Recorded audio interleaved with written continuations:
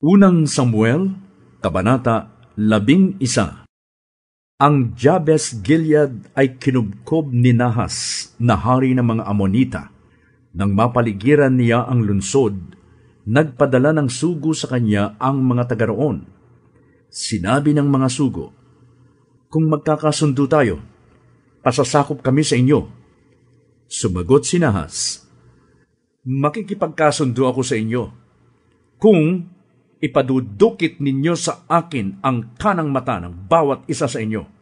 Sa gayon, mapapahiya ang buong Israel."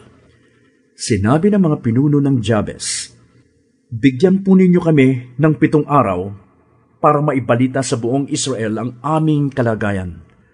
Kung wala pong tutulong sa amin, susuko na kami sa inyo." Umabot sa Gibeya ang mga sugo. Nang marinig ang balita, nag-iyakan ng malakas ang buong bayan. Si Saul ay papauwi noon mula sa bukid, kasama ang kanyang mga baka. Nang makita niyang nag-iiyakan ang mga tao, nagtanong siya, "Ano bang nangyayari? Bakit nag-iiyakan ang mga tao?" At sinabi nila sa kanya ang balita ng mga taga-Jabes. Pagkarinig nito, nilukuban siya ng Espiritu ng Diyos at nagsiklab ang kanyang galit. Kumuha siya ng 2 baka at pinagpira-piraso ang mga iyon. Pagkatapos, ibinigay iyon sa mga sugo at iniutos na ipakita sa buong Israel lakip ang ganitong bilin. Ganito ang gagawin sa mga baka ng sinumang hindi sasama kay Saul at kay Samuel sa pakikidigma. Ang mga Israelita ay nakadama ng matinding takot kay Yahweh, kaya silang lahat ay nagkaisang sumama sa labanan. Tinipon ni Saul sa Bezek ang mga tao. Umabot sa 300,000 ang galing sa Israel at 30,000 naman ang galing sa Huda. Sinabi nila sa mga sugo, "Ito ang sabihin ninyo sa mga taga-Jabes Gilead. Bukas ng tanghali, darating ang magliligtas sa inyo." Nang marinig ito ng mga taga-Jabes, natuwa sila. At sinabi nila sa mga Amonita, "Bukas, susuko na kami sa inyo, at gawin na ninyo sa amin ang gusto ninyo."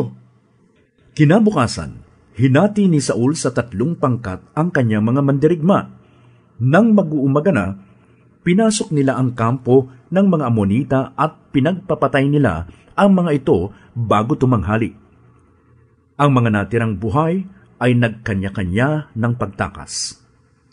Pagkatapos nito, itinanong ng mga tao kay Samuel, "Nasaan ang mga nagsasabing, hindi si Saul ang dapat maghari sa amin?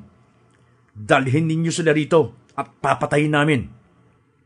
Ngunit sinabi ni Saul, "Huwag, isa man sa atin walang mamamatay, sapagkat sa araw na ito'y iniligtas ni Yahweh ang buong Israel." At sinabi ni Samuel sa mga tao, "Magpunta tayo sa Gilgal, at do'y muli nating ipahayag na hari natin si Saul." Lahat ay sama-samang nagpunta sa Gilgal at kinilala si Saul bilang hari. Pagkatapos, naghandog sila kay Yahweh ng mga haing pangkapayapaan at nagdiwang silang lahat.